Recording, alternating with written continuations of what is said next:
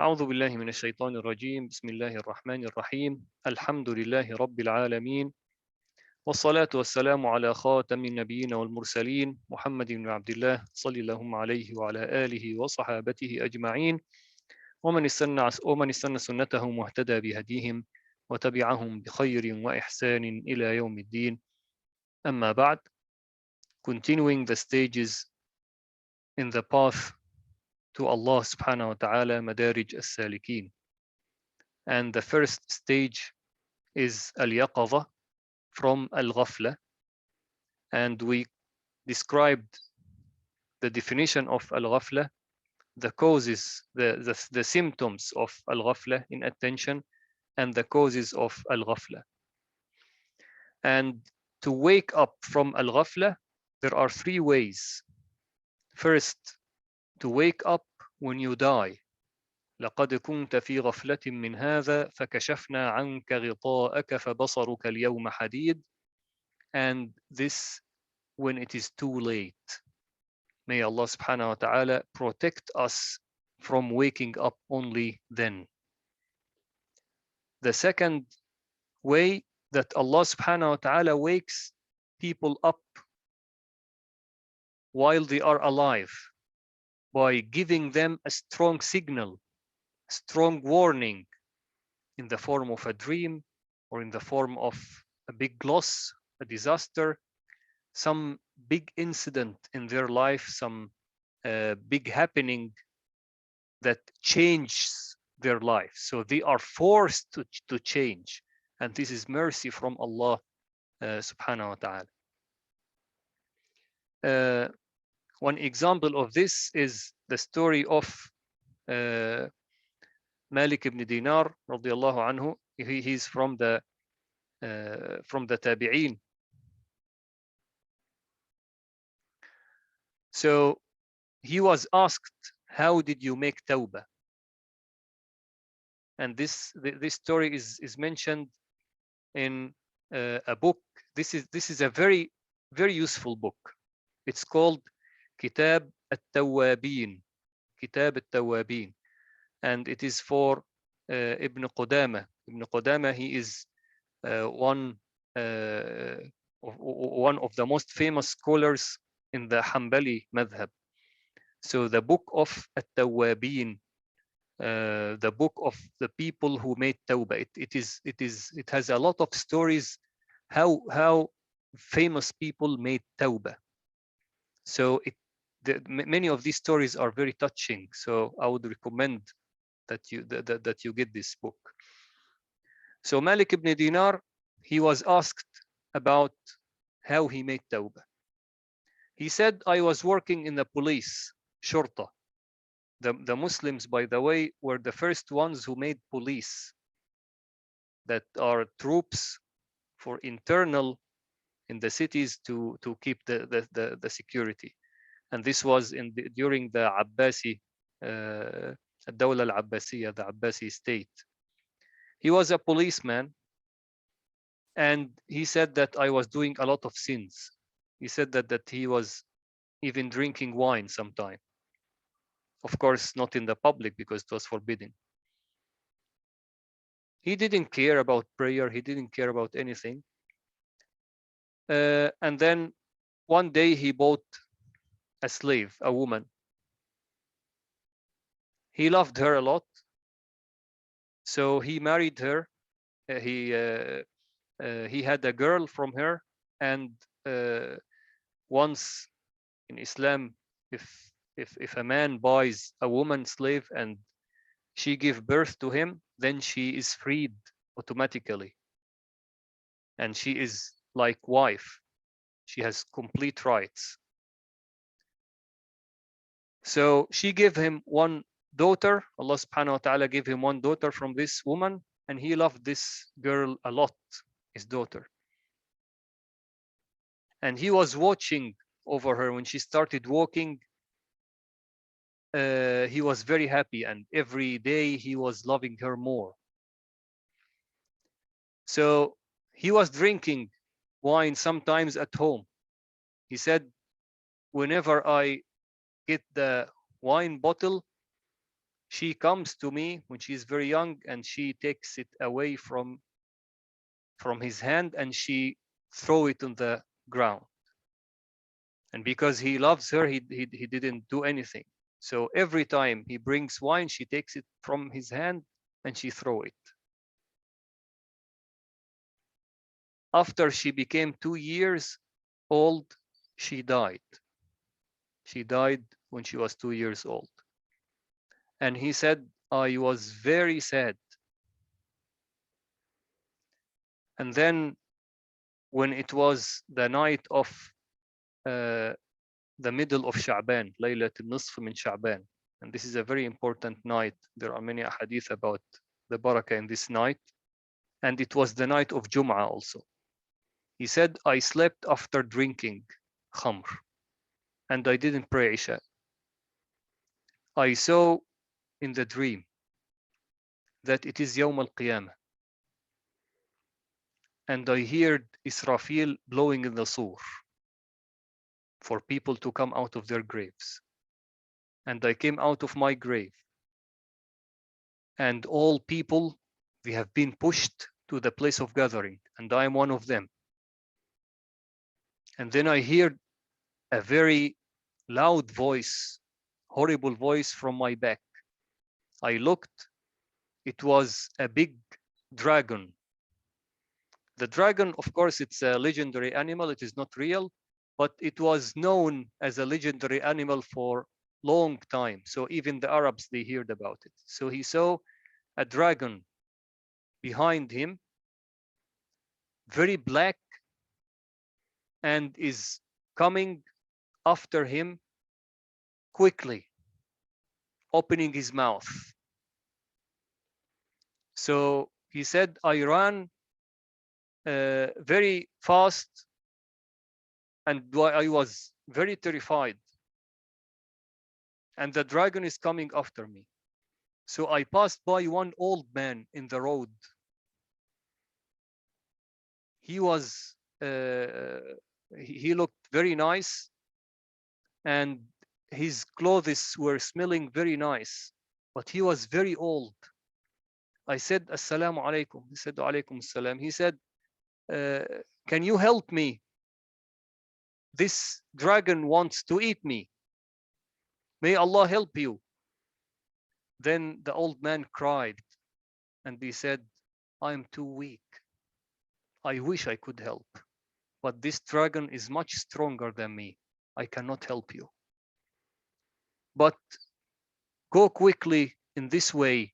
Maybe Allah will find a way. Allah subhanahu wa ta'ala will give you a way to survive. So I went in that way, running a lot. Then I found beside me a lot of fire. A lot of fire, that he was on the top of a hill, and the fire was down. A lot of fire, and I was about to fall down. Then I hear the voice calling me, be careful, don't fall down in the fire. You should not fall down in the fire. You should not fall down in the fire. This is not your place. So he said, I felt happy that he told me that. And then I went away, taking another way, not the fire way. But the dragon was still coming after me. Then I found this old man again. He said, Ya Shaykh, I asked you to help me from the dragon. You didn't help me. He cried again, and he said, I'm too weak. But go to this mountain. Maybe you will find someone to help you. Then I went to that mountain. It was a mountain of silver, and it was very beautiful. When I came closer to the mountain, I started running to the mountain, Then I saw that there were children standing on the mountain. They are very beautiful children. And then when they saw me coming and the dragon coming after me, some of these children, they say, this man is in danger. Can any one of you help? Then I saw my daughter with these children. She is standing with these children. When she saw me, she cried. And she said, Wallahi, this is my father. Then she came to me. She jumped from the mountain and came to me. Nothing happened to her. And she gave me her hand. And she took my hand, and on the other hand, she said like this to the dragon, and it was stopped, and the dragon went away. So the dragon listened to her and went away.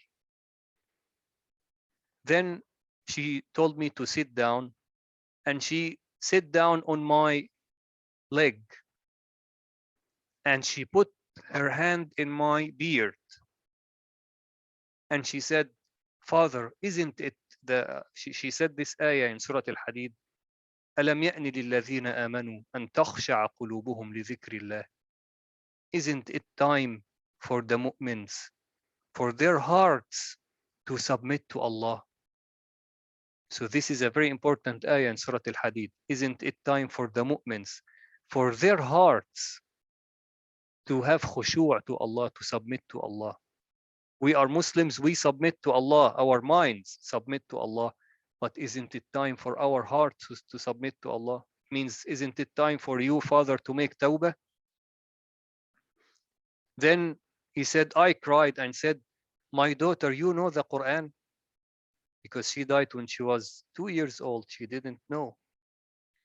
She said, Father, we know the Quran more than you. He said, tell me about this dragon that wanted to eat me. She said, this is your sins. You made it very strong because you made a lot of sins. So it became very strong. And this dragon wanted to push you to the fire of Jahannam. He said, then tell me about this old man that I found on my way. She said, Father, this is your good deeds.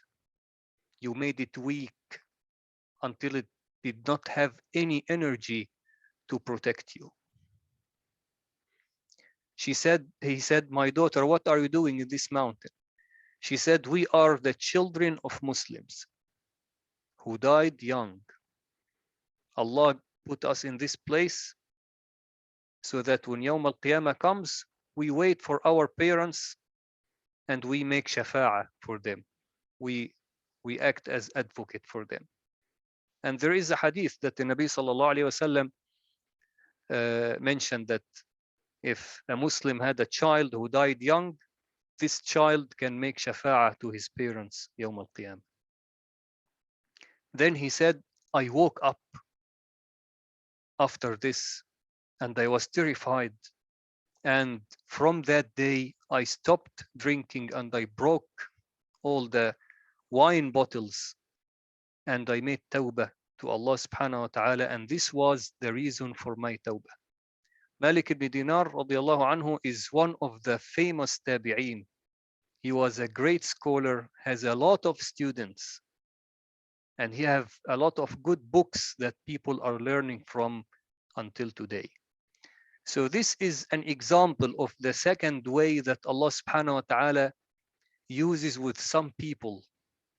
And Allah subhanahu wa ta'ala give this to some chosen people so that their trend of life turns 180 degrees.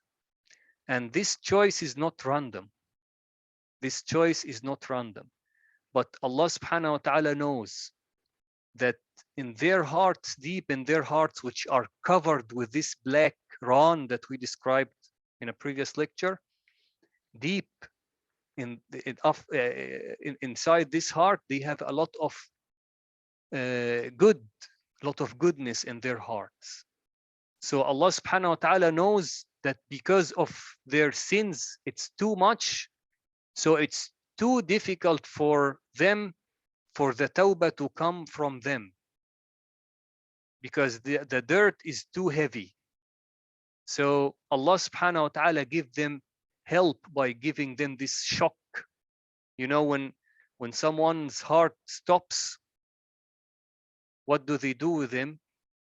They give an electric shock to make the heart work again. So it is like this shock that Allah subhanahu wa ta'ala give to those people, because Allah subhanahu wa ta'ala knows that they have khair, but because of their sins, it's too much sins, so that they are too weak to take the initiative. They cannot take the initiative of tawbah by themselves. So Allah subhanahu wa ta'ala helps them in this way. And the other way, that you wake up by yourself. And this should be the way that we do it, all of us. So these are the three ways of waking up from ghafla. Either by death, may Allah subhanahu wa ta'ala protect us from it, or by a shock from Allah subhanahu wa ta'ala for those people that are deeply involved in sins. Inshallah, we are not from them. And the third way, that you wake up yourself from your ghafla. And this is what we will describe, inshallah, next time. Any questions?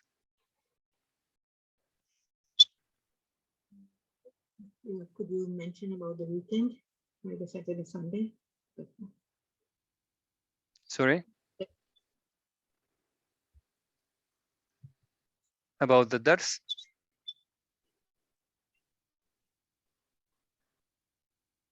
I don't hear.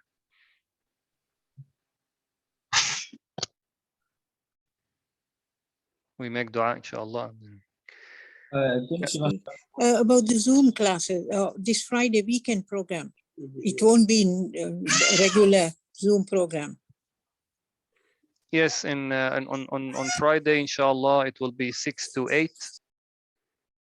On Saturday, it will be also 6 to 8. And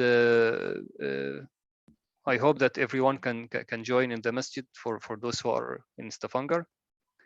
And those who are not, inshallah, I will also open the Zoom for the brothers to join. So inshallah.